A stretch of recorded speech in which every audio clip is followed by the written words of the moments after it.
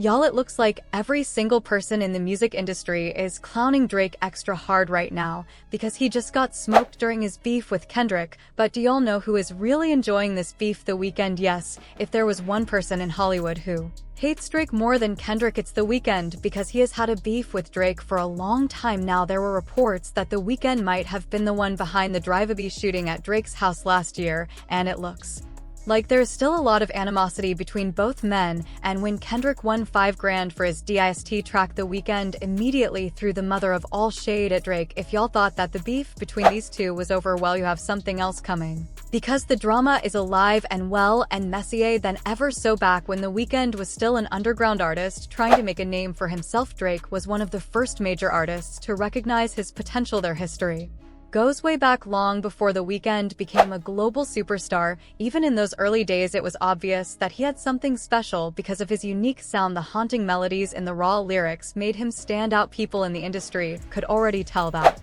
he was destined for something big. But funny enough, it wasn't Drake who first discovered him. It was his close friend and longtime producer 4040 came across The Weeknd's music, was instantly impressed, and introduced him to Drake, knowing he'd be just as interested. And Drake saw real potential and even thought about signing him to OBO Records. But instead of locking him in a deal right away, Drake and 40 took a different approach. They brought The Weeknd into their circle, worked with him, and gave him the support he needed as he started making waves in the industry. Even though he never officially signed to OO, there's no denying that Drake and 40 played a huge role in helping him go from an underground sensation to a household name. But even though The Weeknd never officially signed with OBO, he and Drake continued working together, and Drake played a role in helping shape his career. One of the biggest examples of their collaboration was Take Care, Drake's 2011 album, where The Weeknd had a major influence. Not only did he contribute vocally, but he also helped write at least 4 songs on the album, bringing his signature moody, atmospheric style to the project. But this is where things got a bit messy, because for years Drake didn't fully acknowledge just how much The Weeknd contributed to Take Care. Fans had no idea the extent of his involvement until much later when it came to life. Let's just say Drake had no choice but to give The Weeknd his long overdue credit. Y'all remember him singing "We're loving the crew, loving the crew, loving the crew"? That was all The Weeknd. But despite that, their working relationship continued, and Drake was still very much invested in bringing The Weeknd into the OBO fold. At this point, though, it was clear that The Weeknd was the star in the making, and Drake saw an opportunity not to just mentor him, but also to cash in. He knew signing The Weeknd would be a lucrative move, and he wasn't shy about making it happen. But The Weeknd wasn't just talented, he was strategic. While working closely with Drake and OO, he took his time to observe how things operated behind the scenes. He noticed a reoccurring trend: none of the artists signed to Dre's label had managed to break it into the mainstream or build truly successful careers, and despite being affiliated with one of the biggest artists in the world, they struggled to gain real traction in the industry, and that was a red flag. But this isn't unique to OBO, though. It's a common issue that signing to an artist-run label, especially when the headliner is still actively dominating the charge, balancing personal success with the responsibility of nurturing other artists, is a difficult task, and very few musicians have successfully pulled it off. Most of the time, the focus naturally shifts towards the more established artists. Even the signs defend for themselves. Labels run by major stars often provide exposure, but they don't always come with the long-term investment and hands-on development needed to truly launch a lasting career. And in particular, had an especially difficult time breaking through as a solo act despite heavy promotion industry backing and the clear Beyoncé co-sign. Her debut album only sold 10,000 copies and its first week and peaked at number 119 on the Billboard 200, and for an artist with that kind of support, those numbers were shockingly low, proving that even the biggest cosigns don't always translate to mainstream success. But even high, despite her rising popularity and strong social media presence, hasn't fully broken through as a solo artist in terms of chart success. While her solo songs have gained attention and performed well on certain Billboard charts, she has yet to land a song on the main Billboard Hot 100. That's pretty surprising considering her fan base and the buzz around her music, but again, she's signed to Beyoncé, an artist who is still very much focused on her own career as much as Beyoncé may want to lift up the Bailey sisters. Her own commitments naturally limit how much time and energy she can dedicate to developing them into household names. For The Weeknd saw this kind of situation from a mile away, and he understood that signing to OVO would likely mean taking the back seat to Drake's own career, which could slow down his growth as an artist rather than risk getting stuck in the shadow of a superstar. He made a different choice. In 2012, he signed to Republic Records, a major label that had the resources and industry connections to fully invest in his career, and that decision gave him the freedom to carve out his own path, and his history has shown it paid off in a massive way. Well, Drake, of course, didn't take The Weeknd's decision lightly. In fact, he was very salty about it. He felt that after everything he had done, introducing The Weeknd to a wider audience, collaborating with him, and giving him an amazing platform, the least The Weeknd could do was sign to OO. In Drake's mind, all that early exposure was a favor, and he expected some loyalty in return. From his perspective, he had helped shape The Weeknd's career, and instead of sticking around, The Weeknd took that momentum and ran straight to a major label. Shortly after it was announced that The Weeknd was joining Republic, he tweeted, "You won't get away with just a thank you, owe me in favor." Well, the tweet also came days after The Weeknd publicly thanked Drake for helping him with his career. "This man, _ Drake, there be no, _ Weeknd, there be no EXO, so excuse me, commotion for my mentor, my brother, and DRI, _ D. My pal." Well, Drake wasn't just upset, he was big-maned. He had already envisioned The Weeknd as his next big OBO star, and was likely banking on making millions from his success. So when The Weeknd chose to go his own way, Drake didn't let it slide. He got petty. Fast forward a few years, and The Weeknd found himself dealing with the breakup from his long time on again and off again girlfriend Bella Hadid, and who was conveniently right there ready to swoop in Drake, almost as if he had been waiting for the moment. Drake wasted no time cozying up to Bella, and before long, rumors started flying that they were seeing each other. It wasn't exactly clear how serious things got, but the timing was very suspicious, and it definitely looked like Drake was trying to hit The Weeknd. We had hurt first in business, and then in his personal life. It was clear that he was only after Bella to get to The Weeknd's attention, and he even made a song about the situation called Finesse, where he said, "I want my baby to have your eyes. I'm going against my own advice. Should I do New York? I can't decide. Fashion Week is more thing than mine. I can't even lie. I'd rather stay inside." Per Drake just be whining.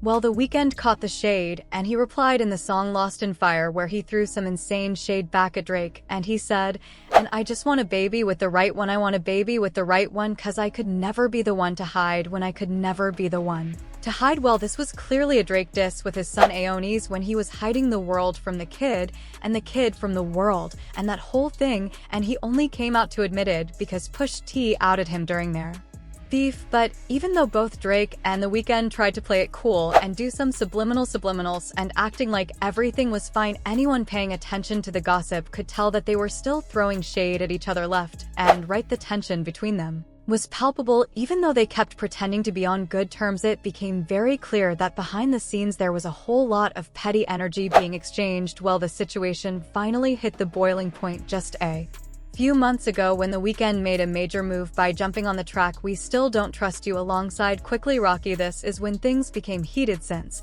according to Metro Boomin, all four of them had some kind of feud with Drake. Probably because he didn't want to see these musicians with whom he has been at odds joining forces on a single, Drake attempted to pull strings to prevent the song's release. Metro said, "I'm lame, but the week after that, you attempted to ban that radio station. Oh, you don't like that record." He also implied that he had some strong tea on drag when he said, "Now go make another song. I've been sitting on this email for a month. I'm going to save us both from that." But on the contract, when he wanted to sign him to OBO back in the day, he said, "Oh, look at moving. Tell him more falsehoods, since we both know you can't tell everyone why I don't F with you. Babe, we can never make fun of my brother's baby when they were licked during the operation. I believe that God never let me die, and we still don't trust you." Things took a darker turn when a mysterious shooting happened at the home of Cash, the longtime manager of The Weeknd.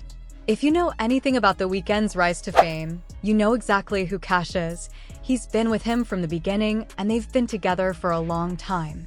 Fortunately, Cash was unharmed in the incident, but the situation was still serious. A security guard was shot during the chaos and had to be taken to the hospital.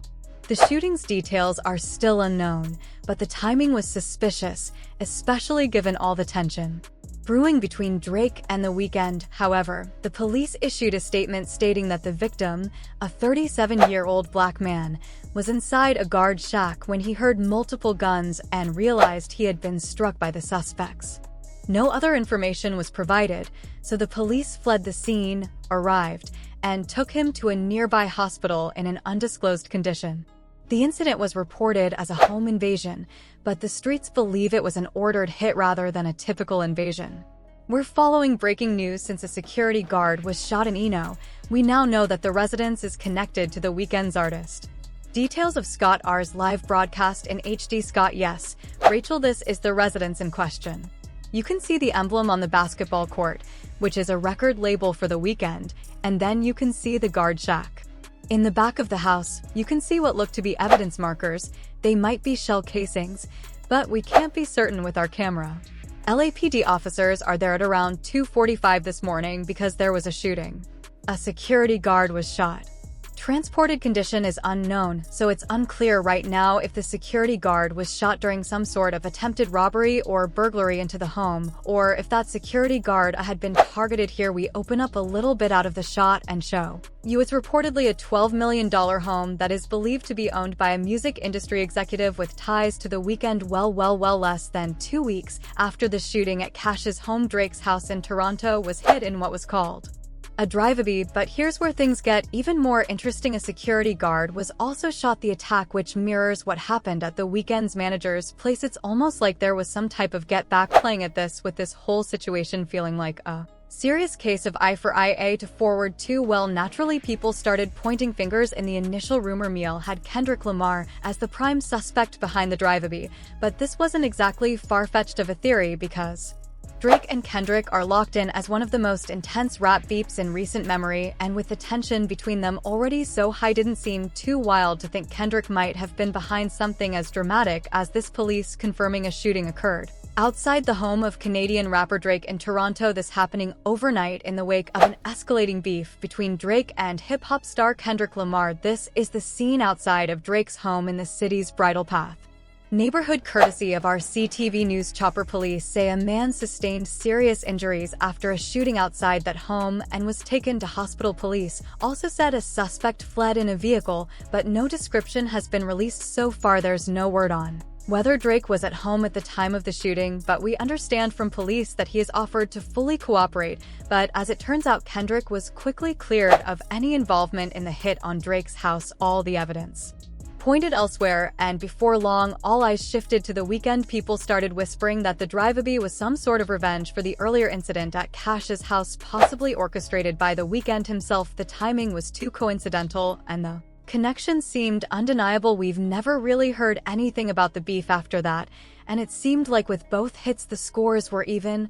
but it looks like The Weeknd was still in a petty mood because he just reheated the beef with Drake. Drake didn't attend the Grammys this year, and we weren't expecting The Weeknd to even show up. This was because he's had a beef with the Grammys for the longest time, and he accused them of unfair practices and discrimination, and has held his stance clear. While the Recording Academy finally reached out to him to apologize, the chief executive officer of the Academy said, "I remember waking up to the headlines that The Weeknd called out the Academy for the lack of transparency in our awards." He went so far as to announce he was boycotting the Grammys. That made for some interesting reading over breakfast. But you know what, criticism is okay. I heard him, I felt his conviction. We all want as an organization dedicated to the well-being of all music makers, and one that reflects the entire music community for now and for future generations. So over the past few years, we've listened, we've acted, and we've changed. So not only did The Weeknd get a public apology, but he also performed it. Was definitely even demonic, but well, this is where Drake's two biggest ops also had a great night. It was a major L for Drake. I mean, he even had his own label turning against him because Big Lucien Gr, who was the CEO of Universal Records, celebrated Kendrick's win by giving Dr. Dre a whole high five. Music, Needless to say, the entire world has been clowning Drake, and according to an insider, The Weeknd has been watching it all go down. His dislike of Drake still runs deep, and he even dissed Drake on his new album. In the song "I Can't Wait to Get There," he said, "'Cause the media had it when they can never control us, and my enemies hate it 'cause I own my soul. I know though, with scary situations I had nowhere to live, in high school dropout chilling with academics," he said. The media had it when they never can control us. Well, this was a reference to Drake trying to control him when he was working with OVO and trying to own the rights to the work that The Weeknd did at the label. He also made a reference to his house getting shot up, saying, "And they try to F and kill me, spreading misinformation, trying to pay me a villain 'cause I did it to myself. Man, this business life is pimping, not they trying to F and kill them." Oh, needless to say, the beef between these two is not ending anytime soon. But y'all, I got to know what you think about this drama that's bubbling. Leave a comment below with your ideas, and then watch this following video.